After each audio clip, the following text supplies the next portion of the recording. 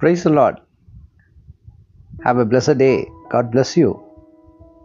இன்றைக்கும் நீதிமொழியின் புஸ்தகம் 27ஆம் அதிகாரத்தில் 21வது வசனத்தை திடீரென்று என்னுடைய கண்களிலே அது தென்பட்டது. அதை வாசித்த உடனே இந்த சின்ன கிளிப்ஸை போட வேண்டும் என்று சொல்லி எனக்குள்ளாக ஒரு ஏவுதல் உண்டாயிற்று.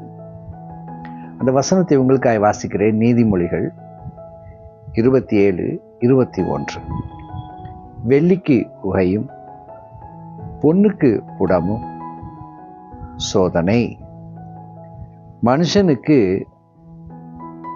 அவனுக்கு உண்டாகும் புகழ்ச்சியே சோதனை என்று எழுதப்பட்டிருக்கிறது.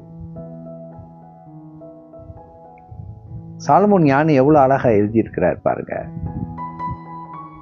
வெள்ளியையும் பொன்னையும் உருக்கி அதை சோதிப்பது ஒரு சின்ன மண் பாட்டில் தான். பாட்டில் அல்லது ஒரு குப்பி என்று சொல்லலாம். அதில் போட்டுத்தான் அதை உருக்குவார்கள்.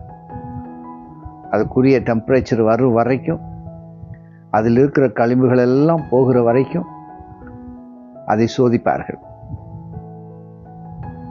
அதற்கு பிறகுதான் அது சுத்த பொன்னாக விளங்கும். ஆனால் ஒவ்வொரு மனுஷனுக்கும் உண்டாகிற புகழ்ச்சி இருப்பாருங்க, அது அவருக்கு சோதனை, கண்ணி. இன்றைக்கு பொதுவாக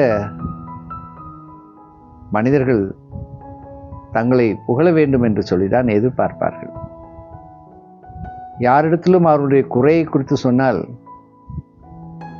அவளுக்கு எரிச்சல் வரும், கோபம் வரும். உண்மைதானே? ஆனால் அதே சமயம் அவர்களை நீங்கள் புகழ்ந்து பேச ஆரம்பித்து பாருங்கள், அவ்வளவுதான். உங்களுக்காக எதையும் அவர் செய்வார்கள். ஆனால் வேதம் என்ன சொல்லுது? சாலமோன் ஞானி என்ன சொல்றார்? அப்படி புகழ்ச்சி வரும்போது அதுதான் உனக்கு சோதனை, அதுதான் உனக்கு கண்ணி. வேதம் அழகாய் சொல்கிறது, உனக்கு புகழ்ச்சி வரும்போது ஐயோ என்று எழுதப்பட்டிருக்கிறது. பொதுவாக பாருங்கள், எந்த ஒரு மனிதர்களும் நம்மை புகழ்ந்து பேசும்போது ஏதோ எதிர்பார்ப்பு, ஏதோ நம்மிடத்திலிருந்து பெற்றுக்கொள்ளும்படியான ஒரு புகழ்ச்சி. வேலை ஸ்தலத்தில் அதிகாரிகளை புகழ்வார்கள், அரசியல்லே, சபையிலே, எல்லா இடத்துலையும் வித்தியாசமே இல்லை. உங்களை போல இல்லை அப்படின்னு சொல்லிக்கிட்டே உங்கள் பின்னால் போய் உங்களுக்கு வலை விரிப்பார்கள் அல்லது குழி தோண்டுவார்கள். இதுதான் உலகம். சாலமோன் ஞானி மிக அழகாய் தெளிவாய் எழுதியிருக்கிறார். மனுஷனுக்கு அவனுக்கு உண்டாகும் புகழ்ச்சி தான் சோதனை. இன்றைக்கு இந்த வார்த்தையை கேட்கிற அன்பு சகோதரனே, நாம் புகழ்ச்சியை எதிர்பார்க்கிறோமா? கர்த்தரால் புகழப்படுகிறவனே என்று எழுதப்பட்டிருக்கிறது. மனுஷரால் அல்ல, கர்த்தரால் புகழப்படுகிறவனே என்று எழுதப்பட்டிருக்கிறது. இன்றைக்கு இந்த காலவேளையிலே நாம் சிந்திப்போம். அப்படி நமக்கு ஒரு புகழ்ச்சி வரும் என்றால் நம்மையும் அறியாமல் நமக்குள்ளாக ஒரு மேட்டிமை வரும்.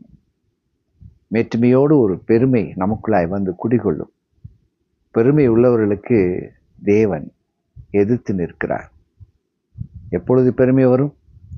ஓயாமல் நம்மை மனிதர்கள் தங்கள் நாவளவிலே நம்மை புகழ்ம்போது அதை கண்டு நாம் மெச்சிக்கொள்ளக்கூடாது. அதை கண்டு நாம் பெரிதாய் நம்மை நினைக்கக்கூடாது. இன்றைக்கும் இந்த காலவேளையிலே தேவ சமூகத்திலே நம்மை ஒப்பு கொடுப்போம். தாழ்மை உள்ளவர்களை கர்த்தர் நோக்கி பார்க்கிறார். God bless you. Have a blessed day. Amen.